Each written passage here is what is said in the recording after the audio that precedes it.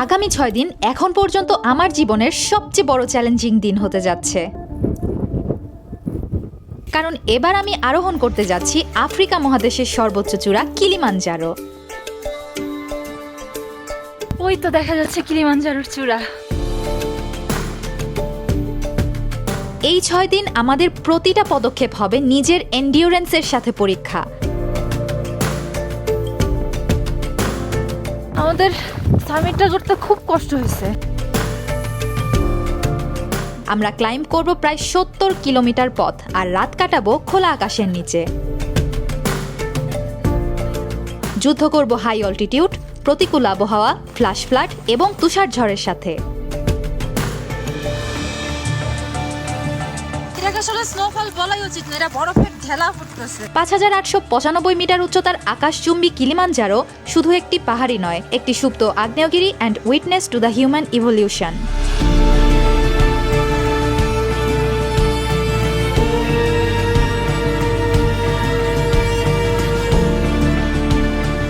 This is not just a climb.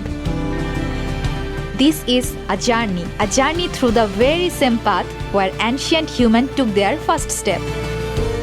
This is a journey of conquering myself.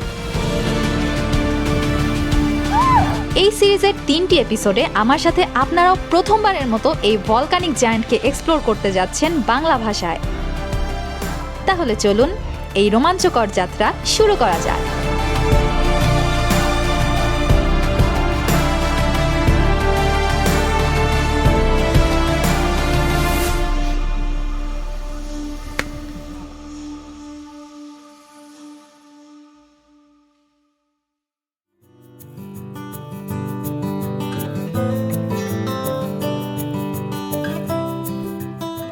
শুভ সকাল। আমি এখন দাঁড়িয়ে আছি ইস্ট আফ্রিকার দেশ তানজানিয়ার ছোট্ট একটি শহর মশিতে।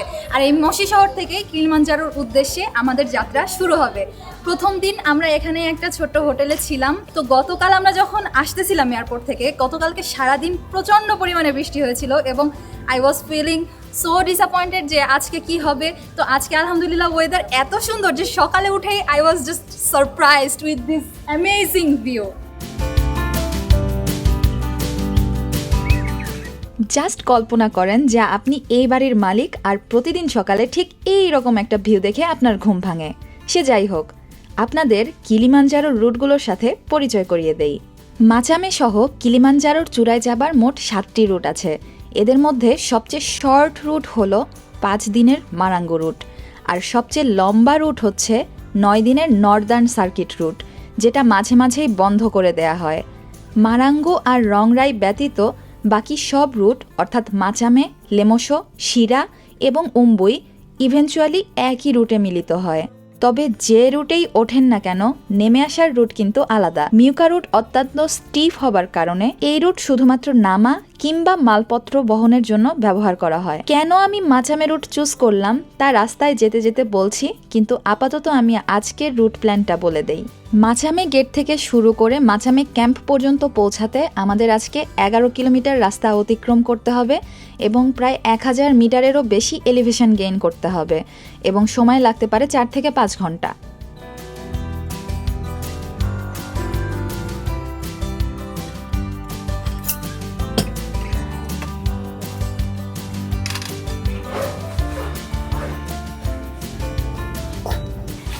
এই দুইটা হচ্ছে আজকের দিনের জন্য আমাদের ডে প্যাক। বাকি সব কিছু আমরা আমাদের এই যে ডাফল ব্যাগে, 1 নম্বর ডাফল ব্যাগ এবং 2 নম্বর যে ব্যাগটা আছে সেই ব্যাগে করে পোর্টারদেরকে দিয়ে দিব। Good morning. Good morning. How are you? Yeah, well and fit. Physical fit. We are ready to go, yeah? Yeah, ready to go. আমাদের গাড়ি কাছাকাছি আছে, খুব তাড়াতাড়ি চলে আসবে। এখান থেকে আমরা চলে যাব মশি গেটে। সেখানে একটা ভিলেজও আছে, মশি ভিলেজ। তো আমরা মশি গেটে গিয়ে আমরা ন্যাশনাল পার্কের যেসব ফর্মালিটিস, সেই ফর্মালিটিসগুলো শেষ করে তারপরে আমরা আমাদের আজকের দিনের যাত্রাটা শুরু করব। তো চলেন এই ফিল্মের ক্যারেক্টারগুলোর সাথে আপনাদের পরিচয় করিয়ে দেই। আমি ইসরাত ইসু, পেশায় একজন গবেষক হলেও মাথায় ঘুরে বেড়ায় মাউন্টেনিয়ারিং আর ফিল্ম মেকিং এর ভূত। ইনি হচ্ছেন চার্লস, আমাদের হেড গাইড, যে 300 বারেরও বেশি কিলিমানজারো সামিট করেছেন, স্বপ্ন মাউন্ট এভারেস্টকে জয় করা। এই হাস্যোজ্জ্বল মানুষটির নাম ডিও, চার্লসের চেলা, অর্থাৎ আমাদের অ্যাসিস্ট্যান্ট গাইড। তার জীবনের একটা সিক্রেট আছে যেটা সে কাউকে বলতে চায় না। সোশ্যাল মিডিয়াতে আমার কিলি অভিযানের ব্যাপারটা অ্যানাউন্স করার পর বাংলাদেশ থেকে আমাদের সাথে যুক্ত হন মনিরুল ইসলাম ভাই। দেশ ছাড়ার পর এই প্রথম কোনো অভিযানে দেশি কাউকে পেয়ে আমরা তো অনেক খুশি। সবশেষে আমার পার্সোনাল ক্যামেরাম্যান এবং ড্রোন পাইলট আপনাদের সবার প্রিয় সাদি ভাই। তার সম্পর্কে আমি বেশি কিছুই বলি না, কারণ নজর লেগে যাবে। আর এরা হচ্ছেন টিমের অন্যান্য মেম্বারেরা, যাদের জন্য এই পুরা ক্লাইম্বটা পসিবল হয়েছে।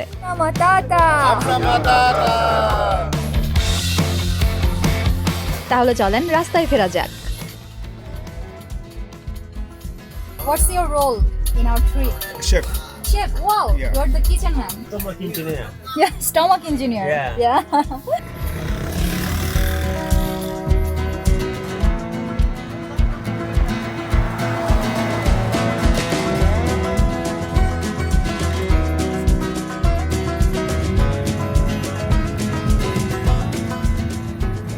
তানজানিয়ার সবুজ প্রকৃতি আপনাকে মুগ্ধ করতে বাধ্য।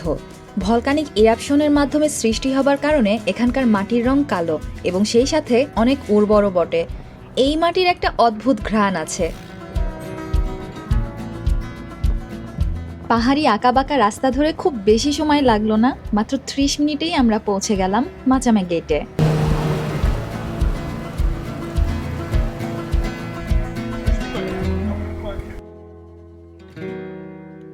এখন আমরা আছি মাচামে গেটে, যেটার এলিভেশন 1800 মিটার, এবং আজকে আমরা যেখানে গিয়ে স্টপ করব সেটার উচ্চতা প্রায় 2800 মিটারের আশেপাশে। অর্থাৎ আমাদেরকে আজকে প্রায় 1000 মিটারের মতো ক্লাইম্ব করতে হবে এবং টোটাল রাস্তার দৈর্ঘ্য থাকবে 11 কিলোমিটার। তো যদি আমরা অনেক স্লো যাই তারপরেও 4 থেকে 5 ঘন্টা সময় লাগবে।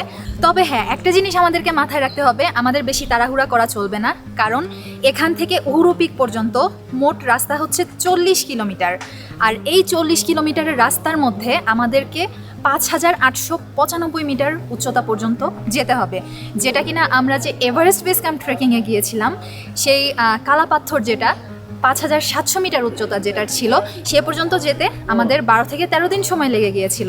এবং এইখানে উহুরু পিকে এই টোটাল এলিভেশন গেইন করার জন্য আমাদের হাতে সময় থাকবে মাত্র 5 দিন, এবং প্রপার অ্যাক্লিমাটাইজেশনের কিন্তু সুযোগ নেই, যেটা আমরা এভারেস্ট বেস ক্যাম্পে খুব ভালোভাবে পেয়েছিলাম। So the main rule is here to go slowly and, যেটাকে সোহেলি ভাষায় বলা হয় বলে বলে।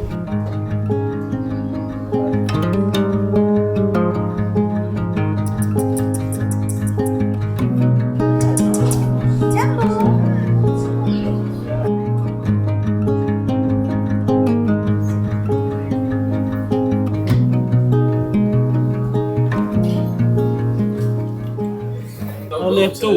He might have one. Dates, your name. পাশের শেল্টারে বসে আমরা শেষ মুহূর্তের সমস্ত প্রস্তুতি শেষ করে নিলাম এবং লাঞ্চও সেরে নিলাম। কোনো কিছু যদি ভুলে যান তাহলে এখানকার দোকান থেকে রেন্ট করে নিতে পারেন। তানজানিয়াতে সাধারণত কোনো গিয়ারই আপনি কিনতে পাবেন না কোথাও, কারণ এরা শুধু রেন্টের বিজনেস করে।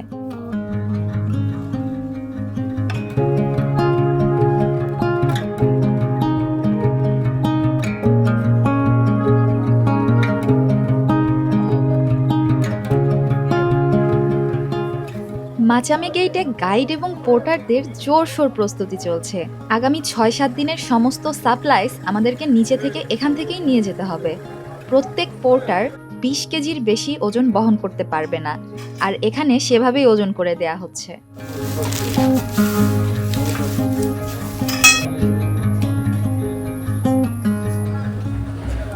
আমরা মসি গেট থেকে আমাদের ট্রেকিং শুরু করে দিলাম। আমাদের টিমে ইন টোটাল আমাদের 3 জন সহ মোট 15 জন আমরা যাচ্ছি উপরে। No drone camera. Do you have a drone? Only normal camera. Yeah, only camera. Yeah. No gun. Only me. I allowed to have a gun. Can you like it?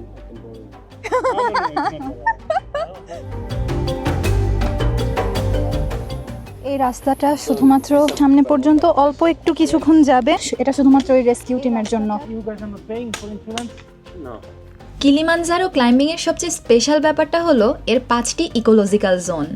Equatorial আফ্রিকাতে snowfall, ব্যাপারটা amazing না? হ্যাঁ, বাংলাদেশে যদি একটা 4 থেকে 5,000 মিটারের পর্বত থাকতো তাহলে বাংলাদেশেও কিন্তু স্নোফল হতো। এই জিওগ্রাফিক্যাল ফেনোমেনাকে সহজ ভাষায় এইভাবে বলা যায়, মাটি থেকে আপনি যত উপরে উঠবেন তাপমাত্রা তত কমতে থাকে আর স্নোফলের সম্ভাবনাও তত বাড়তে থাকে। সেই সাথে আশেপাশের ভেজিটেশনও পরিবর্তন হতে থাকে। তাই তানজানিয়া ইকুয়েটরের খুব কাছে হওয়া সত্ত্বেও আফ্রিকাতে স্নোফলের মতো এমন রেয়ার একটা বিষয় আমরা এক্সপিরিয়েন্স করতে পারছি।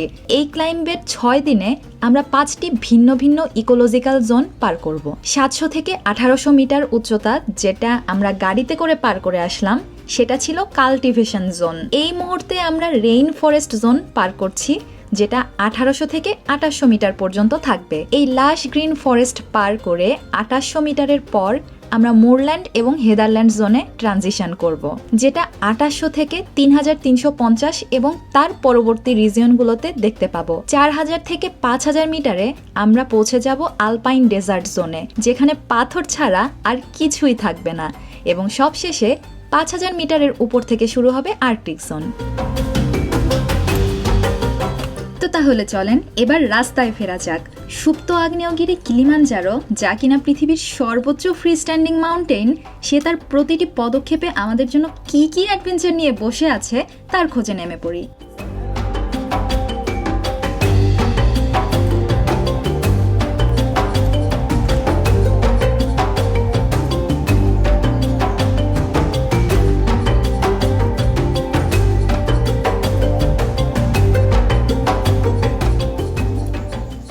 পকেটে অনেক জিনিস হয়ে গেছে। এই পকেটে অসমো, এই পকেটে ক্যামেরার অন্যান্য বিভিন্ন গিয়ার, মানে সব কিছু মিলিয়ে পকেট একদম বিশাল বড় দেখা যাচ্ছে। তো বিষয় সেটা না, বিষয় হচ্ছে যে আজকে আমরা মেইন গেট থেকে মাচামে ক্যাম্প পর্যন্ত যাব। মাচামে ক্যাম্পের এলিভেশন আমি আপনাদেরকে আগেই বলে দিয়েছি যে ইটস অ্যারাউন্ড 2800 মিটারের মতো।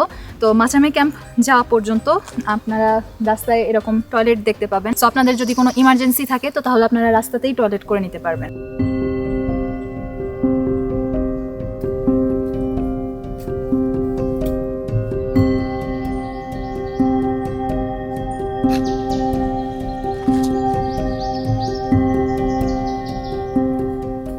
That you see in front of you, it's called Impatiens Kilimanjaro. It's rare and can only be found on Mount Kilimanjaro.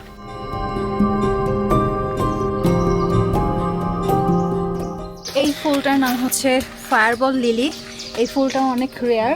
আসলে কিলিমানজারোতে মোটামুটি আমরা যে জিনিসগুলো দেখব সব কিছুই আসলে খুবই রেয়ার এবং শুধুমাত্র এই ইকোসিস্টেমের পার্ট। পৃথিবীর অন্যান্য বেশিরভাগ জায়গাতেই এগুলো আসলে পাওয়া যায় না।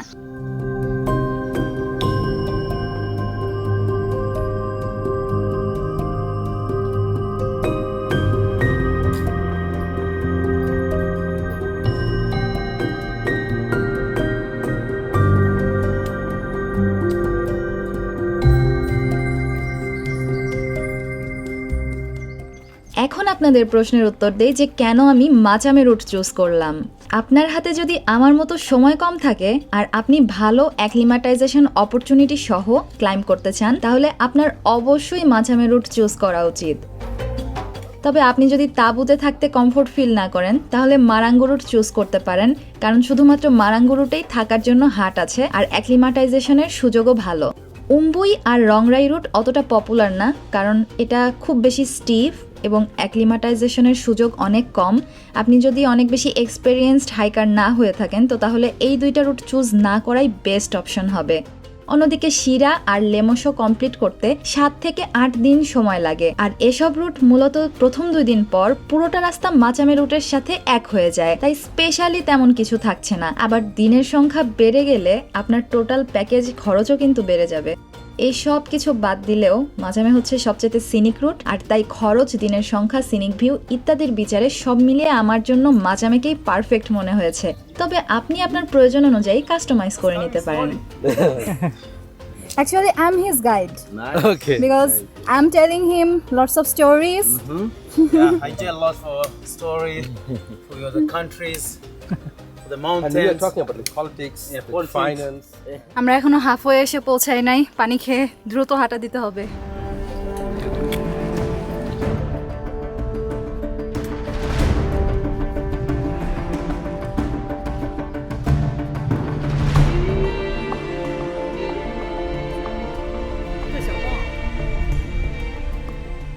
এই ফরেস্টটা এত মিস্টিক, আর গাছগুলো এত লম্বা, মানে উপরের দিকে তাকালে শুধুমাত্র গাছই দেখা যাচ্ছে, আর কিছু দেখা যাচ্ছে না। এবং গাছগুলোর গায়ে বিভিন্ন ধরনের মানে লাইকেন জমা হয়ে আছে।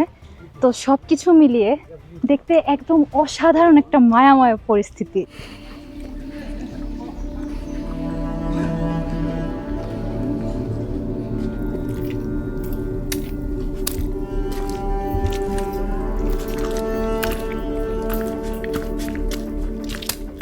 এখানে এসে বৃষ্টি নামা শুরু করে দিছে।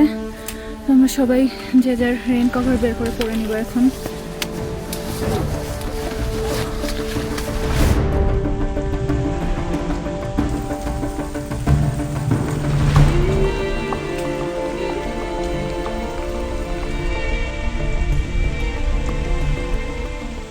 সো এটা হচ্ছে হাফওয়ে। তো আমরা এখানে বেশিক্ষণ দাঁড়াবো না, কারণ যত দাঁড়াবো তত বৃষ্টি বেশি করে নামবে। সো আমাদের মুভ করতে হবে। বছরের এই সময়টায় বৃষ্টির সম্ভাবনা নাই বললেই চলে, এমন পূর্বাভাসেই আমরা ডিসেম্বর মাসে আসার সিদ্ধান্ত নেই। কিন্তু জলবায়ু পরিবর্তন এত দ্রুত হচ্ছে যে 2-1 বছর আগের তথ্য এখন আর ভ্যালিডেট না। আজকের পর আমাদের জন্য আরও কঠিন সময় অপেক্ষা করছে। যাত্রাপথে তৃতীয় দিন লাভা টাওয়ারের পর থেকে আমাদের স্নোফল এক্সপেরিয়েন্স করার কথা থাকলেও সেসব এলাকায় আমরা ঝড় বৃষ্টি এবং ফ্ল্যাশ ফ্লাডের এক্সপেরিয়েন্স নিতে যাচ্ছি। ক্লাইমেট চেঞ্জের পরিণতি যে কতটা ভয়াবহ হতে পারে তা আমরা এই যাত্রায় হাড়ে হাড়ে টের পেয়েছি। শহরের মানুষেরা এখনও এই ব্যাপারটা এত লার্জ স্কেলে এক্সপেরিয়েন্স করতে পারছে না। তাদের কাছে এখনও ক্লাইমেট চেঞ্জের ব্যাপারটা গল্পই মনে হয়। এই বৃষ্টি ভেজা মায়াময় প্রকৃতি ক্যামেরায় আপনাদের কাছে অসাধারণ লাগলেও আমাদের জন্য চরম এক ভোগান্তি। Sometimes if you use our own pace, not good here because we know here than you guys. And secondly, we are going to the different zones, and even the path, they are not the same like now. From tomorrow, the path will change. More rocks on the way, so you need to be careful to break your knee. You see, so that's why you need to walk behind. কিছুটা রোদের দেখা পাওয়া যাচ্ছে, মনে হচ্ছে আর একটু সামনে গেলে আমরা আমাদের রেইন কাভারগুলো খুলে ফেলতে পারবো। আমি এক্সপেক্টও করতে পারি নাই যে এই পরিমাণে রেইনের মুখোমুখি আমরা হব। আমার মনে হচ্ছে আমার জুতার ভেতরে কিছুটা ভিজে গেছে। তো দেখা যাক, ক্যাম্পে গিয়ে ওদের কাছে হেল্প নিতে হবে এটা ড্রাই করার জন্য। সামনে মনে হচ্ছে একটা ওয়াটারফল আছে। এখন বাজে বিকাল 5:20, 45 মিনিটের মধ্যে আমাদের ক্যাম্পে পৌঁছে যাওয়ার কথা। আমি আসলে আন্ডার এস্টিমেট করছিলাম কিলিমাঞ্জারোকে, বাট এটা আসলে অনেক Steve. I go red when you're sitting nearby. I'm like a young child. Oh, it's silly how time just flies when we play and you hide. You come and go like a monsoon rain. You hide and show like a lightning bolt. You have it all, and there's no one but you. No one.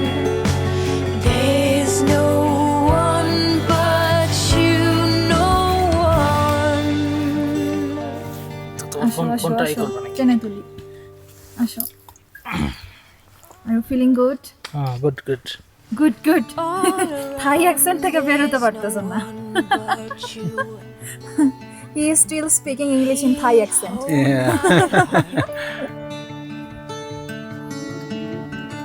Stranger sound gets around us too. In between our sparks. So আর 10 minute এখান থেকে camp. চার্লসের কথা অনুযায়ী আমরা যত দ্রুত সকালে বের হতে পারবো তত আমরা রেইন অ্যাভয়েড করতে পারবো, কারণ আফটারনুনের দিকেই সাধারণত বেশি রেইন হয়ে থাকে। এটা আসলে সব পাহাড়ের ক্ষেত্রেই সত্য, এটা যে শুধু এখানকার জন্য সত্য এরকম না। You can see the trees now changed from very long trees, high canopies, to the small ones, Erica arborea. So this is the transition belt from the rainforest to the moorland zone. So tomorrow expect to see more of these but shorter ones. Okay. As we are going up, they will get shorter and shorter and shorter until the alpine desert where you cannot see them again. Just trees, just rocks and some small flowers.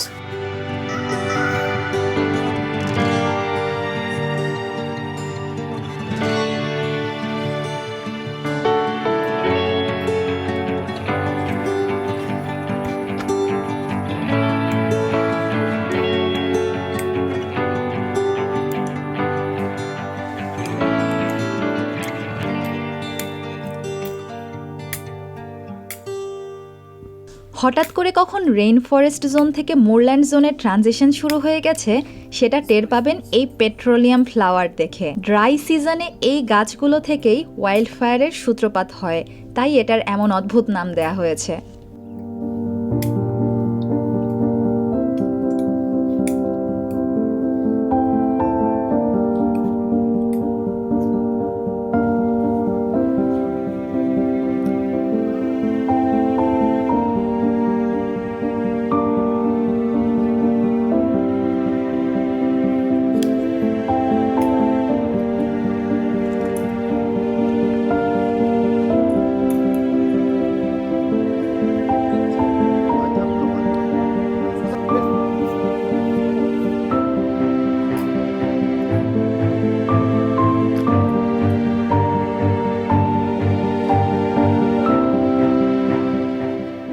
So finally we are here at Machame camp, যেটার altitude 2835 metre. আমাদের এই পর্যন্ত আসতে সময় লেগেছে প্রায় 5 ঘন্টার মতো। এখন আমাদের যেটা প্রথম কাজ সেটা হচ্ছে আমরা রেঞ্জার হেডকোয়ার্টারে যাব এবং সেখানে গিয়ে আমরা আমাদের নামগুলো সাইন করব যে আমরা সেফলি এই পর্যন্ত পৌঁছাতে পেরেছি।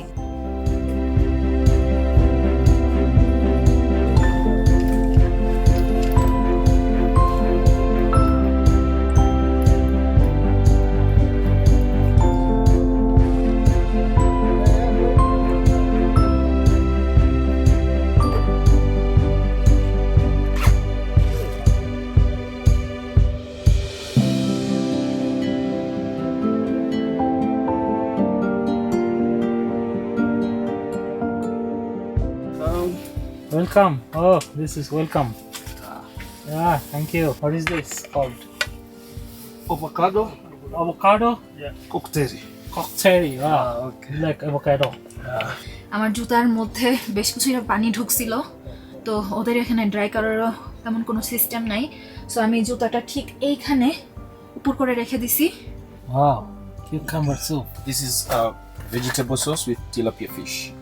Tilapia fish. Yes, huh? tilapia fish. And this is potato. Potato.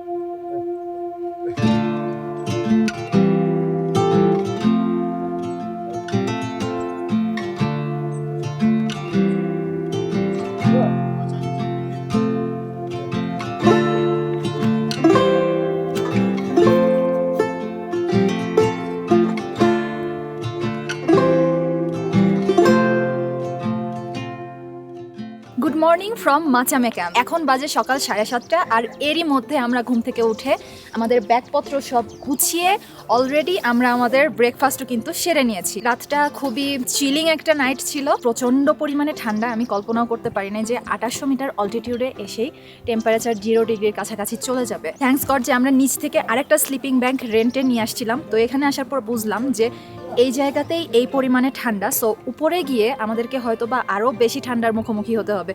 আমরা এখান থেকেই দেখতে পাচ্ছি যে কিলিমানজারোর চূড়ায় অলরেডি অনেক স্নোফল হচ্ছে, সেজন্য আমরা আরেকটা স্লিপিং ব্যাগ রেন্টে নিয়েছি, আমাদের গাইড নিচে কথা বলছে। আমাদের যা যা এক্সট্রা প্রয়োজন সেটা আমাদেরকে আজকের মধ্যেই অর্ডার দিতে হতো। সো আমরা স্লিপিং ব্যাগ এবং এক্সট্রা একটা প্রাইভেট টয়লেটের জন্য অর্ডার করেছি। এটা আমরা আজকে শিরা ক্যাম্পে গিয়ে পৌঁছাতে পোর্টার সেটা নিয়ে আজকে একদিনেই শিরা ক্যাম্পে চলে যাবে।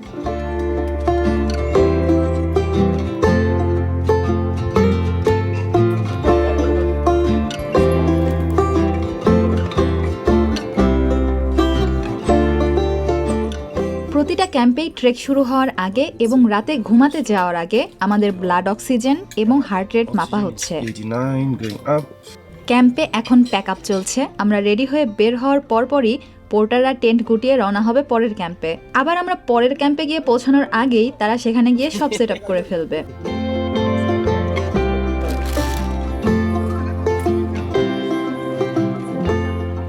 আজকে আমাদের গন্তব্য মাচামে ক্যাম্প থেকে শিরা প্লাটাও হয়ে শিরা ক্যাম্পে।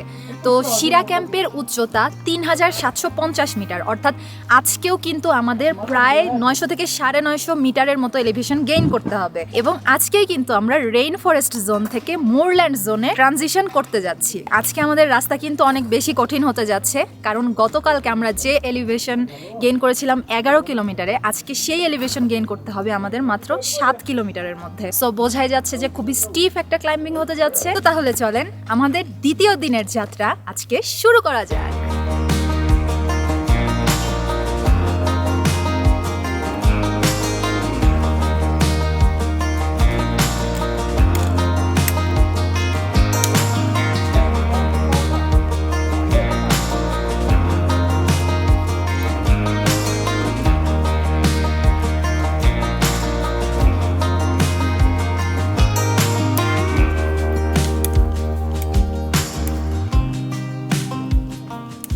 আমরা গতদিনের বৃষ্টিতে ভেজা বরফ ঠান্ডা জুতা পরেই রওনা হয়েছি। খুব একটা ভালো শুকায় নাই রাতে। রাস্তায় যদি রোদ থাকে তবে কিছুটা হয়তো শুকাবে। যদিও এটা পার্ট অফ অ্যাডভেঞ্চার, কিন্তু তবুও আমার কাছে মনে হয়েছে এই ট্রিপের ট্যুর কোম্পানি কিছুটা আন্ডার প্রিপেয়ার্ড ছিল, আর আমাদেরও আবহাওয়ার পরিস্থিতি সম্পর্কে সঠিক তথ্য জানানো হয়নি, তাই আমাদেরও প্রিপারেশনে ঘাটতি রয়ে গেছে।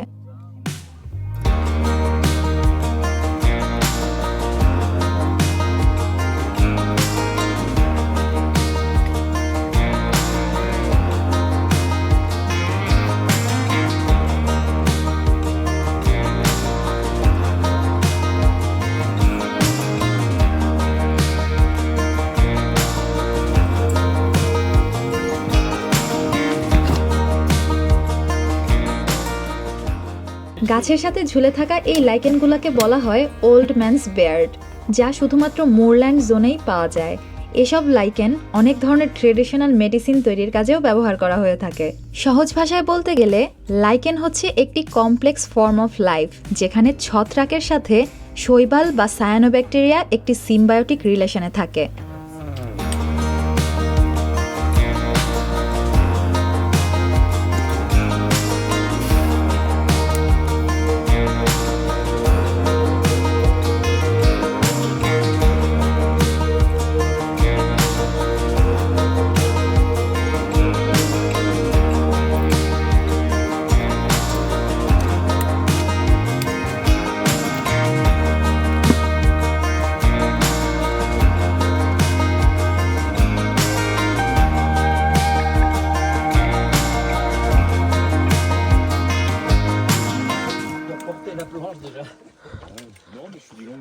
এখন আমি আপনাদেরকে কিলিমানজারো সম্পর্কে কিছু বেসিক তথ্য জানানোর চেষ্টা করব।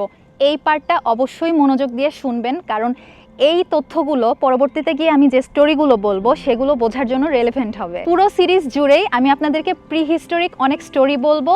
সো সেটা বোঝার জন্য আপনাকে বুঝতে হবে যে 1 মিলিয়ন বছর সমান 10 লক্ষ বছর, অর্থাৎ আমি যদি বলি 1.9 মিলিয়ন বছর, তাহলে আপনাকে বুঝে নিতে হবে সেটা 19 লক্ষ বছর। তো তাহলে চলুন গল্পে ফেরা যাক।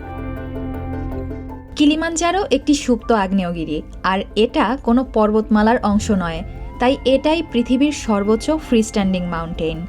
মাউন্ট এভারেস্ট পৃথিবীর সর্বোচ্চ পর্বত হলেও তা হিমালয় পর্বতমালার অংশ। কিলিমানজারোর 3টি জ্বালামুখ রয়েছে, শিরা, মাওয়েঞ্জি এবং কিবো। শিরা এবং মাওয়েঞ্জি ইতিমধ্যেই এক্সটিংক্ট হয়ে গেছে, তবে কিবো এখনও ডরম্যান্ট অবস্থায় আছে। এই কিবোর জ্বালামুখ বা ক্রেটারেই কিলিমাঞ্জারোর সর্বোচ্চ চূড়া উহুরু পিক অবস্থিত। কিলির 3টি ভলকানিক কোণের মধ্যে শিরা সবচেয়ে পুরাতন, যার বয়স প্রায় 2.5 মিলিয়ন বছর। সে সময় শিরার চূড়া কিবোর মতোই উঁচু ছিল। তবে 1.9 মিলিয়ন বছর আগে কিবো এক্সপ্লোড হলে কিবোর লাভার স্রোতে শিরা ভেঙে পড়ে এবং শিরা এক্সটিংক্ট হয়ে যায়। অর্থাৎ আমাদের আজকের গন্তব্য শিরা প্লাটাও মূলত 1.9 মিলিয়ন বছর আগে শিরা ক্রেটার বা জ্বালামুখ ছিল, যা কিবোর এক্সপ্লোশন থেকে আসা লাভা দিয়ে পুরোপুরি ভরাট হয়ে যায়। এখন আমরা যে রাস্তা দিয়ে হাঁটছি সেগুলো শিরার লাভার ফ্লো থেকেই তৈরি হয়েছিল। কালের বিবর্তনে রক্তিম লাভা সবুজের গালিচায় মুড়িয়ে গিয়েছে।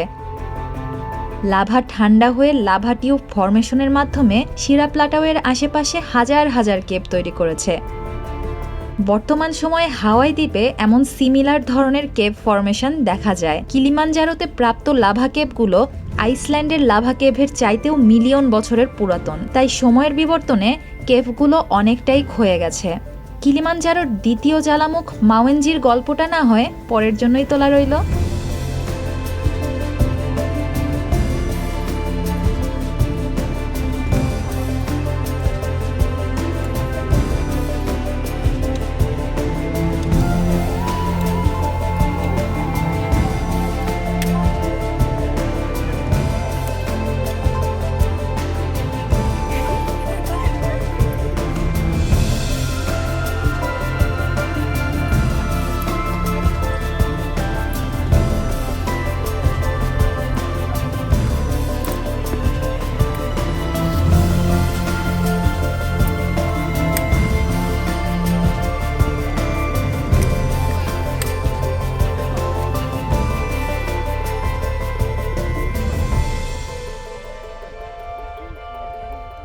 এই ঘন সবুজের মুগ্ধতায় হারিয়ে যাওয়া অস্বাভাবিক কিছু না, but this land, this ancient mountain hold stories far older than we can imagine.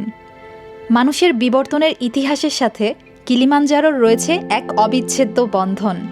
তাই এই ট্রেইল আমার কাছে শুধুমাত্র একটি ট্রেকিং রুট না। টেকটনিক প্লেটের মুভমেন্টের কারণে মাউন্ট কিলিমাঞ্জারোর ঠিক ওয়েস্ট পার্টে সৃষ্টি হয় গ্রেট রিফট ভ্যালির, যা আজ ওলদুভাই গর্জ নামে পরিচিত। বিজ্ঞানীদের কাছে এই ভ্যালি অত্যন্ত গুরুত্বপূর্ণ, কারণ এখান থেকেই আর্লি হিউম্যান অ্যানসেস্টরদের অনেক ফসিল আবিষ্কৃত হয়েছে। আবহাওয়া ভালো থাকলে শিরা প্লাটাও থেকে আমরা গ্রেট রিফট ভ্যালিকে দেখতে পেতাম। 3.6 মিলিয়ন বা 36 লক্ষ বছর আগে আমাদেরই কোনো এক অ্যানসেস্টর প্রথমবারের মতো সোজা হয়ে দাঁড়িয়ে 2 পায়ে চলা শিখেছিল, যার প্রমাণ এই ওলদুভাই গর্জ ভ্যালি থেকে আবিষ্কৃত হয়েছে। এইটাকে বলা হয় লেটলি ফুটপ্রিন্টস। এই ভ্যালিতেই আবিষ্কৃত হয় fossil of one of the earliest ancestor of homogeneous, যাদেরকে আমরা হোমো হাবিলিস বলে চিনি। ধারণা করা হয় হোমো হাবিলিসই প্রথম হিউম্যান অ্যানসেস্টর যারা পাথরের তৈরি নানান ধরনের টুলসের ব্যবহার জানত, এবং 1.9 মিলিয়ন বছর আগে তারা এই গ্রেট রিফট ভ্যালি এবং শিরা ক্রেটারের আশেপাশে শিকার ধরে বেড়াতো। হোমো হাবিলিসের পাশাপাশি এর পরবর্তী অ্যানসেস্টর হোমো ইরেক্টাসের ফসিলও এই একই ভ্যালিতে পাওয়া গেছে, যা নির্দেশ করছে কম করে হলেও 36 লক্ষ বছর ধরে এই ভূমিতে আমাদের পূর্বপুরুষেরা বিচরণ করেছে এবং নিজেদেরকে ইভলভ করেছে এবং আজকে আমাদের এই অবস্থানে নিয়ে এসেছে।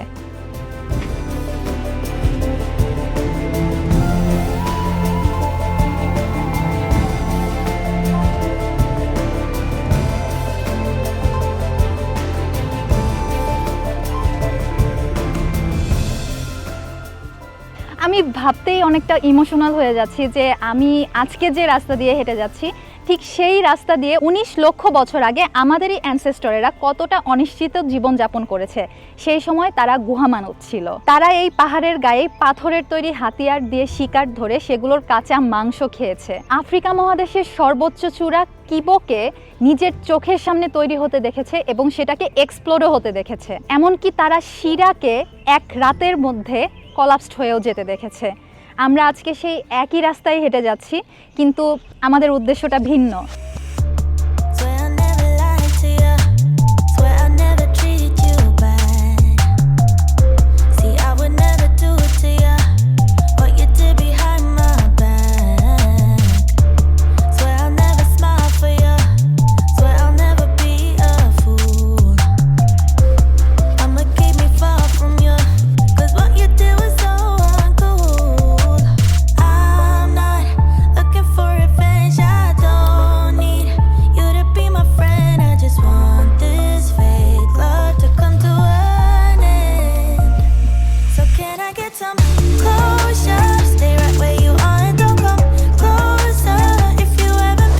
up, it's over.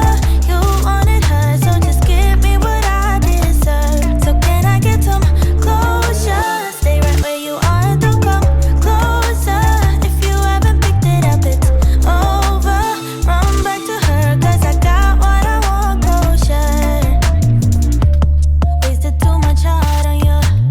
Wish I learned to use my head. 'Cause right before I fell for you, I fell right into your bed. I'm not looking for revenge. I don't need you to be my friend. I just want this fake love to come to an end. So can I get some closure? Stay right where you are and don't come closer. If you haven't picked it up, it's over. You wanted her, so just give me what I deserve. So can I get some closure? Stay right where you are and don't come closer. If you haven't picked it up, it's over. Run back to her, 'cause I got what I want, closure. You wanted her. এখন বাজে সকাল 10:30। আমরা এখনো half হয়ে এসে পৌঁছাই নাই। আমরা সকাল 8টার সময় রওনা হয়েছিলাম। এখান থেকে শিরা ক্যাম্প এখনো 3 ঘন্টার রাস্তা। যেটা দেখতে পাচ্ছি যে আমরা ধীরে ধীরে মুরল্যান্ড জোন যতই ক্রস করতেছি, গাছগুলা তত ধীরে ধীরে অনেক বেশি ছোট হয়ে গেছে। এখনকার গাছগুলা অলমোস্ট আমার সাইজের হবে হয়তো। এতক্ষণ যে রাস্তা চলছি একটুখানিও ডিসেন্ডিং ছিল না, পুরোটাই একদম স্টিফ অ্যাসেন্ডিং। তো এখানে একটু হালকা রাস্তা আছে, যেটা একটু মানে খুব একটা বাম্পি না, বাট এখনও 3 ঘন্টার রাস্তা বাকি। এই জায়গাটাতে আমরা একটা শর্ট ব্রেক নেব। This is halfway. এটা বলো যে এটা অলমোস্ট হাফওয়ে। তো এখানে আমরা দাঁড়িয়ে জাস্ট ছোট্ট একটা ব্রেক নিয়ে নিব।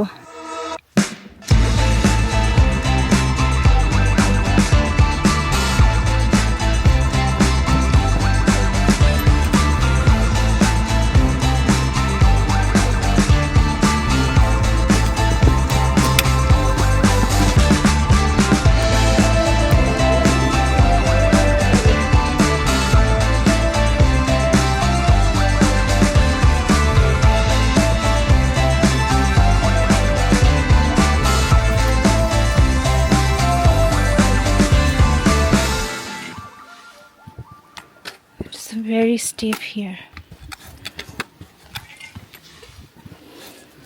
এই জায়গাটা আসলে হচ্ছে হাফওয়ে। একটু আগে আমরা যেখানে রেস্ট নিয়েছিলাম সেটা হাফওয়ে না, এটার পিছনে এই যে একটা টয়লেট আছে। এরপরে আমাদের আপস অ্যান্ড ডাউন। সো আশা করতেছি যে এখন রাস্তাটা কিছুটা আরামদায়ক হবে, কারণ এতক্ষণ জাস্ট স্টিপ জাস্ট উঠতেছিলাম চোখ নাক মুখ বন্ধ করে, আর কিচ্ছু না।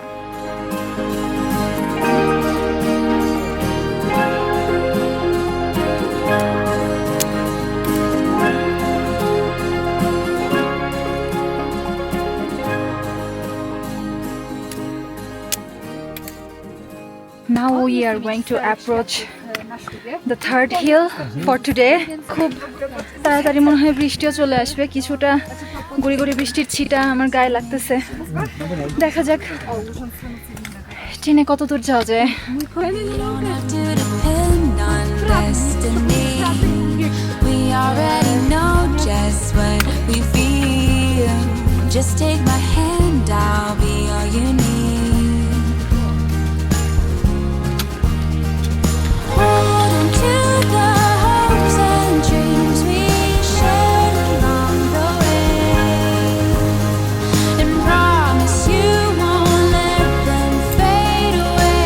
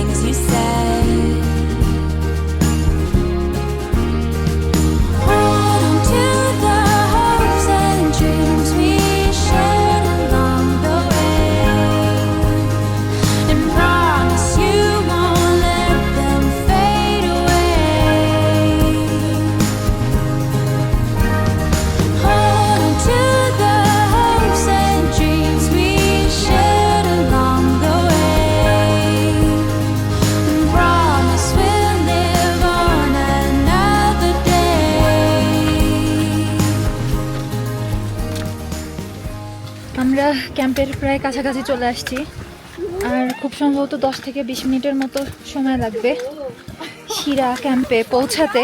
বাট বৃষ্টির যে অবস্থা আজকে, গতকালকের মতো একদম মুষলধারে বৃষ্টি না, গতকালকে প্রায় 10 মিলিমিটারের মতো বৃষ্টিপাত হয়েছে।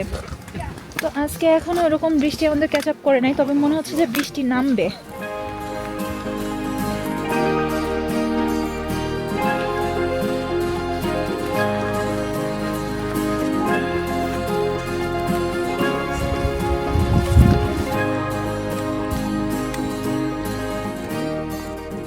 আজকেও জুতা খুব একটা শেষ রক্ষা হলো না, কারণ হচ্ছে যে খুব একটা বৃষ্টি না থাকলেও আমাদেরকে আজকে অনেক বেশি স্ট্রিম পার হতে হয়েছে। তো যে কারণে আমার ধারণা আমার জুতার নিচে কোনো একটা লিক হয়েছে, যে কারণে অল্প অল্প পানি ঢুকতেছে। তো আমরা ক্যাম্পে পৌঁছে গেছি, আমাদের এখন খুঁজতে হবে যে আমাদের টেন্টগুলো কোথায় পিচ করা হয়েছে।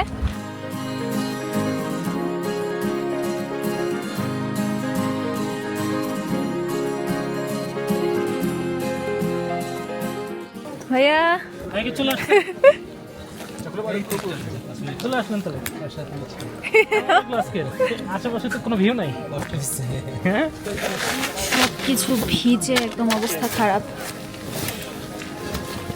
ওদের গ্রাউন্ড শিটটা এত ছোট যে টেন্টের সাইড দিয়ে থ্যাংক ইউ। ভিজে যাচ্ছে। এই তো টেন্টের ভিতরে এই অবস্থা।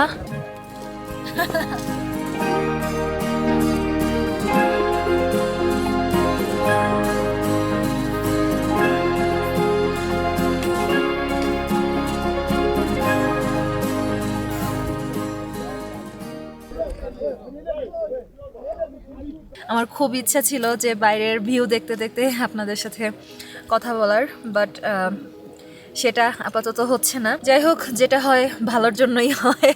আমাদের সাথে সবসময় এরকম হয় যে আমরা যেখানে যাই সেখানেই ওয়েদার খুবই খারাপ হয়ে যায়। আশা করি ওয়েদারটা ঠিক হবে উপর দিকে গেলে। আর আশা করা যাচ্ছে, কারণ আমরা যেদিন সামিট করব সেদিন আমরা রাত্রি 11টার সময় রওনা করব, যাতে আমরা সকাল 8টা থেকে 9টার মধ্যে যেন টপে থাকতে পারি, এরকমভাবে আমরা যাওয়ার চেষ্টা করব। তো যাই হোক, আর কিছুক্ষণ অপেক্ষা করি।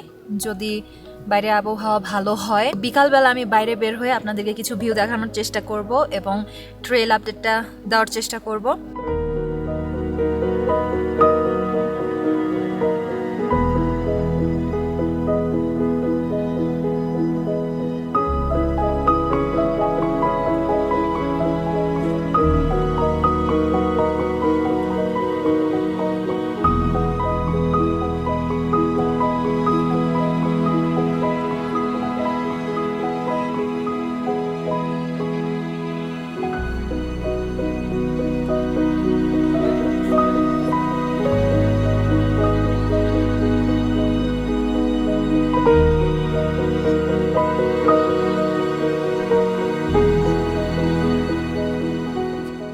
অবশেষে এখন বাজে বিকাল 5টা। সারাদিন পর বৃষ্টি কিছুটা কমেছে, যদিও কিছুটা হালকা গুঁড়ি গুঁড়ি বৃষ্টি আছে, বাট ওটা অতটা গায়ে লাগছে না।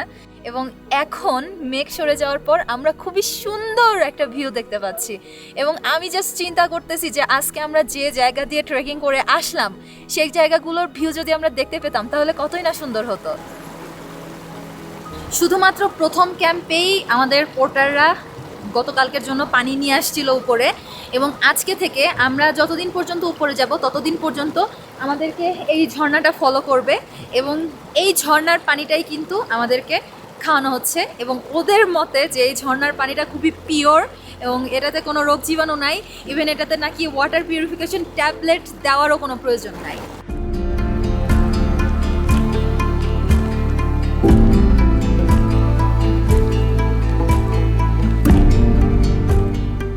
আবহাওয়া ভালো থাকায় আমরা এখন যাচ্ছি আমাদের ক্যাম্পের ঠিক পাশেই থাকা শিরা কেভকে এক্সপ্লোর করার জন্য। সো 10 মিনিটও আসলে হাঁটা লাগলো না, আমরা চলে আসছি শিরা কেভে।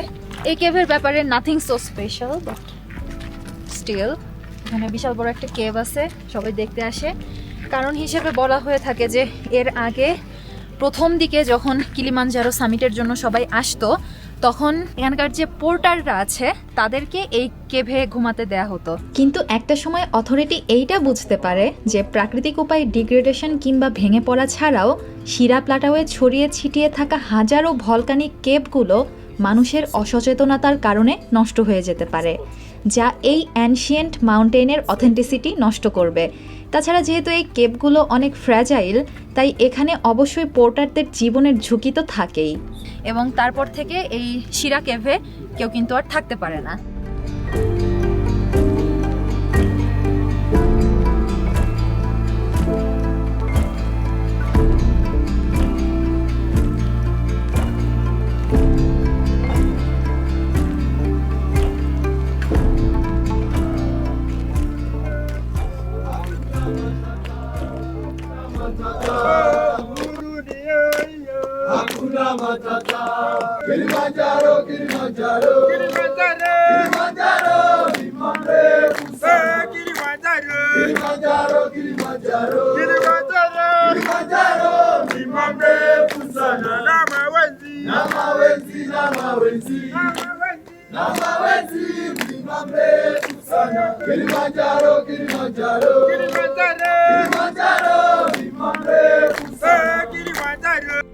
সূর্য দিগন্তে অস্ত যাওয়া মাত্রই ক্যাম্পে নেমে আসলো গাঢ় নীরবতা, যেন আমার নিঃশ্বাসের শব্দটাও শোনা যাচ্ছে।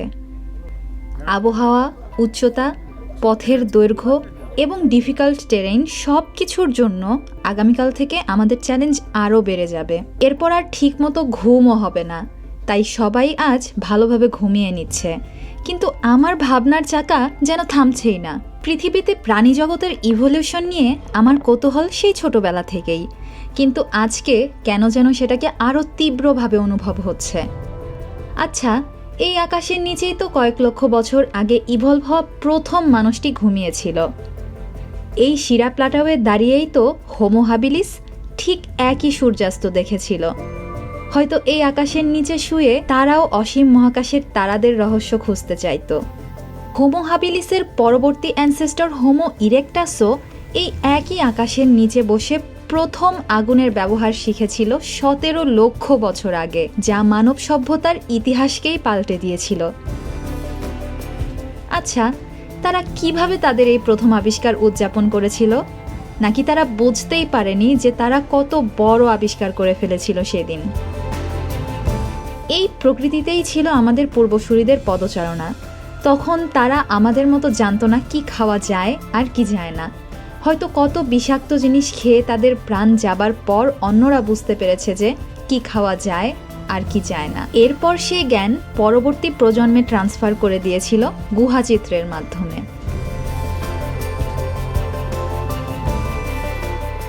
ইতিহাস তাদের বর্বর বলে আখ্যা দেয়, কিন্তু তারা কি সত্যিই বর্বর ছিল? সত্যিকারের বর্বর তো আমরা, যারা জেনে শুনে নির্দ্বিধায় এই ধরনের নিঃশ্বাসকে বিষাক্ত করে তুলেছি গ্রিন হাউস গ্যাস দিয়ে, নষ্ট করেছি প্রাকৃতিক ভারসাম্য। হোমো হাবিলিসেরা যে সভ্যতার সূচনা করেছিল তা আজ শেষ হতে চলেছে আমাদের হোমো স্যাপিয়েন্সদের হাতে। আজ আমি যেন চোখের সামনে সব দেখতে পাচ্ছি।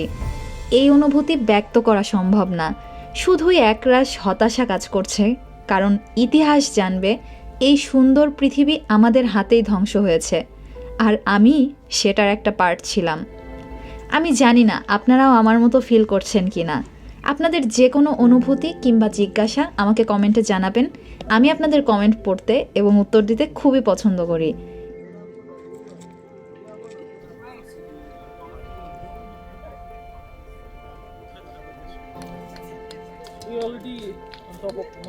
এরই মধ্যে আমাদের প্রাইভেট টয়লেট নিয়ে পোর্টার একদিনের মধ্যেই পৌঁছে গেছে শিরা ক্যাম্পে।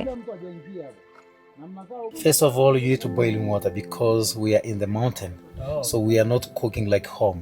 এখানে আমাদের রাতে ডিনার হিসেবে দিয়েছে পোলাও, এবং পোলাওয়ের সাথে দিস ইজ তেলাপিয়া ফিশ ও চিকেন। Chicken.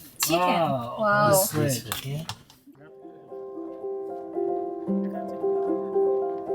আজকে আপনাদেরকে একটু ট্রেইল আপডেটটা দিয়ে দেই। তবে আজকে ট্রেইল আপডেটটা দেওয়ার আগে আমি আপনাদেরকে গতকালের ট্রেইল আপডেটটা আগে দিয়ে নেই। আমি শুরুতেও আপনাদেরকে এক্সপ্লেন করেছিলাম যে এই ট্রেকিং এর 5 দিন আমরা 5টি ভিন্ন ভিন্ন ওয়েদার জোনে থাকতে যাচ্ছি। প্রথম দিন অর্থাৎ গতকালকে আমরা পার করে এসেছিলাম রেইন ফরেস্ট জোন। প্রথম দিকের রাস্তাটা খুব সুন্দর স্মুথ ছিল। প্রথম দিকের 5 থেকে 6 কিলোমিটার রাস্তা আমরা খুব ভালোভাবেই উপরে উঠে আসছি, কিন্তু তারপরে রিয়েল স্টিফ পার্টটা ছিল এবং সেই স্টিফ পার্টটা মানে খুব একটা যে আপনার কষ্ট হবে সেরকম না, বাট পুরোটা রাস্তা আমাদের বৃষ্টি ছিল, যে কারণে আমাদেরকে অনেক বেশি কষ্ট করতে হয়েছে এবং আমার জুতার মধ্যে পানি ঢুকেও অবস্থা খুবই খারাপ হয়ে গেছিল। ক্যাম্পে গিয়ে পৌঁছানোর পরে সেখানে গিয়ে দেখি যে তাপমাত্রা অনেক বেশি কম, যেটা এক্সপেক্টেড ছিল, আনএক্সপেক্টেড কিছু ছিল না। প্রথম দিনের ট্রেইল অনেক বেশি ইজি হবে সেকেন্ড দিনের তুলনায়। তো এখন আমি আপনাদেরকে দ্বিতীয় দিনের ট্রেল আপডেটটা বলে দেই। তো দ্বিতীয় দিন আমাদের রাস্তাটা কিন্তু মোটেও সহজ ছিল না,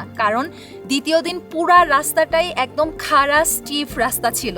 আমরা মাচামে ক্যাম্প থেকে শুরু করে শিরা ক্যাম্প পর্যন্ত আসা পর্যন্ত শুধুমাত্র শিরা ক্যাম্পে নামতে হলে আমাদের একটুখানি ডাউনহিল আসতে হয়েছে 50 মিটার। এছাড়া পুরো সময়টাই কিন্তু আমরা একদম আপহিল চলেছি। তো আমার কাছে মনে হয়েছে যে মোটামুটি 3 থেকে 4টার মতো বড় বড় হিল আপনাকে ক্রস করতে হবে মাচামে ক্যাম্প থেকে শিরা ক্যাম্পে এসে পৌঁছানোর জন্য। আমরা রওনা করেছিলাম মাচামে ক্যাম্প থেকে সকাল 8টার সময় এবং শিরা ক্যাম্পে এসে আমরা ঠিক দুপুর 1টার সময় এসে পৌঁছেছি। অর্থাৎ আমাদের এই টোটাল 7 কিলোমিটার রাস্তা এবং প্রায় 950 মিটারের মতো এলিভেশন গেইন করতে সময় লেগেছে 5 ঘন্টা। তো অল্টিটিউড সিকনেস নিয়ে যদি আমি কিছু বলতে চাই, আমি যেহেতু এর আগেও এই অল্টিটিউডের সাথে খাপ খেয়ে নিয়েছিলাম, সো আমার এখনো পর্যন্ত আলহামদুলিল্লাহ কোনো সমস্যা হচ্ছে না। বাট আপনি যদি ফার্স্ট টাইম কিলিমানজারো ট্রেকিংয়ে এসে থাকেন এবং এর আগে যদি আপনি কোনো হাই অল্টিটিউড ট্রেক না করে থাকেন, তো তাহলে কিন্তু আপনাকে অনেক বেশি সাফার করতে হবে। সো এই ট্রেইলে যারা আসবেন, এই মাউন্টেন যারা সামিট করতে চাইবেন, তাদের অবশ্যই এর আগে কোনো না কোনো হাই অল্টিটিউড ট্রেক করার অভিজ্ঞতা থাকা অবশ্যই গুরুত্বপূর্ণ। আদারওয়াইজ এই এক্সট্রিম ওয়েদার কন্ডিশনে আপনার খাপ খাইয়ে নিতে অনেক বেশি কষ্ট হবে। কিলিমানজারো সামিটের প্রথম এপিসোড আমি এখানেই শেষ করতে যাচ্ছি। পরবর্তী এপিসোডে আপনারা দেখবেন আমাদের তৃতীয় এবং চতুর্থ দিনের গল্প। তৃতীয় দিন অর্থাৎ আগামীকালকে আমরা শিরা ক্যাম্প থেকে মুভ করব বারাঙ্কো ক্যাম্পের উদ্দেশ্যে। তৃতীয় এবং চতুর্থ দিন কিন্তু খুব বেশি হার্ড হতে যাচ্ছে, কারণ এই 2 দিন আমরা মোটামুটি আরামে 5 ঘন্টা ট্রেকিং করে এ পর্যন্ত চলে আসছি, বাট তৃতীয় এবং চতুর্থ দিন আমাদেরকে 9 থেকে 10 ঘন্টা পর্যন্ত রাস্তায় থাকতে হতে পারে। তো আমরা লাভা টাওয়ারের কাছাকাছি চলে আসছি, এমনকি আমরা রাস্তার মধ্যে ফ্ল্যাশ ফ্লাডেরও শিকার হয়েছি। এবং চতুর্থ দিন আমরা সবচেয়ে এক্সাইটিং বারাঙ্কো ওয়াল ক্রস করে বেস ক্যাম্পে গিয়ে পৌঁছাবো। এই ওয়াল বেয়ে আমাদেরকে উপরের দিকে উঠে যেতে হবে। এই ওয়ালটার নামই সেই বিখ্যাত বারাঙ্কো ওয়াল। তো দেখা হচ্ছে পরবর্তী এপিসোডে। আমাদের অ্যাডভেঞ্চারের সাথেই থাকবেন। Till then, good bye. হ্যাঁ এখানেই। এখানেই? হ্যাঁ এটা পিক? হ্যাঁ পিক। আচ্ছা, এইটাই হচ্ছে মাউন্ট মেরু, যেটাকে কিলিমানজারোর শ্যাডো বলা হয়।